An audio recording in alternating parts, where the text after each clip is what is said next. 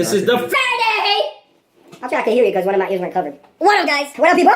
Back here with another video. Man, I thought you knew.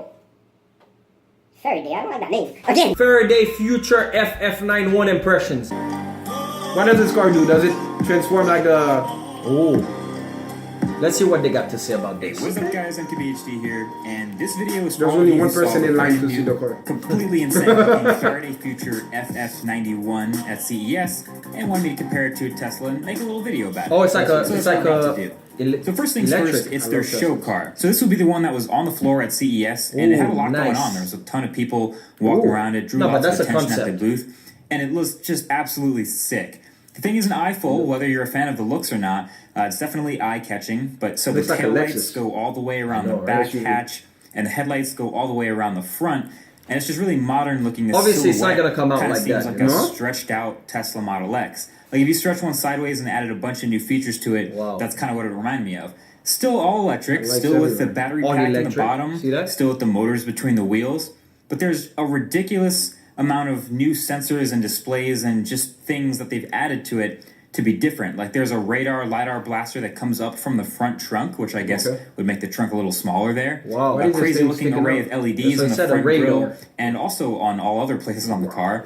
Cameras instead of rear view mirrors, and even wireless charging with some LED indicators on the ground. Just crazy futuristic stuff for an electric car. But this is all just a show car. As much as you want to talk this isn't a working car. And a lot of people love to point that out. But Faraday Future did bring some working prototypes of the FF1 to CES this year. A Beta Car 1 for the self-driving and self-parking demo. And a Beta Car 2 for a little performance and driving demonstrations. And this is where a lot of the comparisons to Tesla came into my mind when I went through these. It's obvious there's a lot of Tesla in the car's DNA. They have plenty of former Tesla employees at the company, obviously. But they did some legitimate work to make this different. So for the autonomous driving part, yeah, it had the summon feature, just like Tesla. But this car actually apparently looked around the parking lot for an empty spot.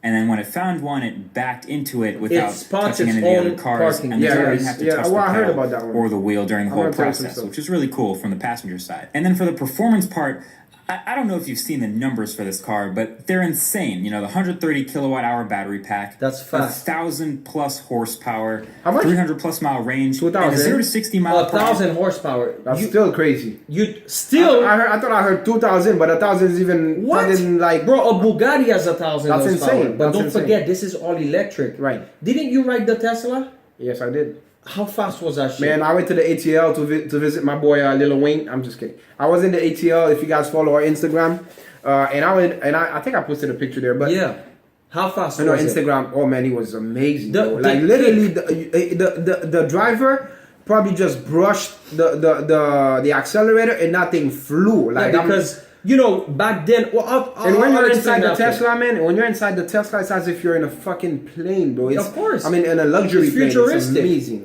I'm going to give you guys some knowledge after. Time of a stupid fast 2.39 seconds, which would make it the quickest production car in the world if it was in production. But yeah, I got to demo that, and I think the reaction kind of speaks for itself. Oh, look who's doing the review, bro. This kid. I've seen him. We saw him many times. He's super popular on YouTube. Pretty much guarantee it's the best car you've ever been. Wow. My boy got connections. 0 to 60? Yeah. 0 to 60 is the quickest for sure. Yeah. 0 to 60. Watch. He's gonna do it. Exactly like the Tesla. They got a big screen right now. Smooth, graceful. Feels really nice. Nice and fluid. But we're going to step it up a little bit, as I promised. So we have active torque vectoring and rear steering. As long as he has a pussy magnet in there, I'm good. I'm probably looking into it. It's very agile. As soon as you turn the wheel, the driver has confidence. Might be an option to add it. The car's going to turn. Pussy magnet right in I need you to do under the iPad. Someone needs to tell me now. You got to tell me when to turn. All right, you ready? Look. Tell me now. Now. Are you kidding me, yo? Not bad, right? You guys ready for the big event? Here. A little bit of a launch. All right, hold on. See, heads all the way to 0. Because he's ready to go? gonna kick him back 0 to 60. Oh! You saw how he kicked him back? Bro, that's a fucking... That is legit. Not bad, right? That is legit. Okay, now I need you to tell me something. Yeah. It is legit.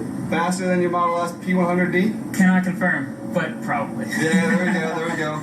I know most people aren't giving this thing a chance to exist, and that's understandable because this is so damn new and obviously super ambitious, and it's been a rocky start for the company already. But looking at all the new things and legitimately good ideas they have, I actually really want it to happen. The rear wheel steering, for example, was something new. It felt like a really big deal when we did this driving demo. Despite being a big car with a really long wheelbase, the rear wheel assisting by turning up to 3.5 degrees in addition to the front turning gives this car like a super tight turning radius. So that lets you handle much tighter corners, and you can really feel the difference in the car. And then there's just all sorts of other little stuff, like the dual fins at the top of the show car were said to be for dual radios that would be used for the car's connectivity. I mean, there's a ton of tech packed in here, probably a dozen displays all around the car, including the inside and the outside. The rear view mirror cameras are apparently supposed to be removable and then can be replaced with standard mirrors if you want, or vice versa. I mean, there's just so many good ideas. The wireless charging could be insane, but it just feels like the future. That's where they put the cameras. So bottom line, I'm glad someone's trying. Someone's got to try. And with Tesla's success, it feels like the car industry is finally taking that turn. So why not be super optimistic about it? Yeah, and a lot of people let's give it a chance. Cross your fingers for this one, folks. I've been reading that the electric cars are not as clean as we thought they were. Right. Did you know that? I didn't even know. Okay, because, you know, they say electric cars and hybrid cars are way cleaner than gasoline cars. Okay. Which is kind of true. But at the same time, the process to make these batteries, it's actually worse. That's what I've read. I don't know how true that is, but they said the batteries, the process to make these electric cars, the batteries and all of that shit is actually worse than gasoline cars. But anyways, eventually we're gonna have to move into electric cars because the carbon footprint we're you know, putting into this planet, it's too much, man. Right. We have to stop digging for oil eventually. We gotta stop, bro. Oh my god, the other day, you know which movie I watched? If you saw that movie, you'll cry, dude. The one by with Mark Wahlberg. Did you see it? The one that they were the BP disaster. Remember with BP? I've never seen that one. Well, if you ever seen that movie, it's about BP. Remember BP? So you recommend that one? Oh, you have to watch it. Yeah, remember BP? Yeah. When they were digging in the ocean, that shit exploded. Right. Okay. Literally 87 days of oil leaking in the ocean. Crazy.